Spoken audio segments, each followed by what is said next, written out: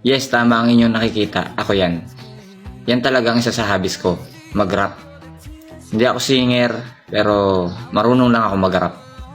Ito yung isa sa pwedeng makasira ng routine mo. Yung bigla ang gala, tas hindi ka na nakatanggi.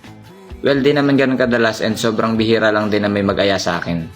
The highlight of this story is hindi ganun kaayos at nakaset ang bawat araw ko. I have goals in life but no vision board. So parang nagpapantasya lang din at suntok sa buwan. Well, hindi ko naman pinagsisihan na sumama ako dyan.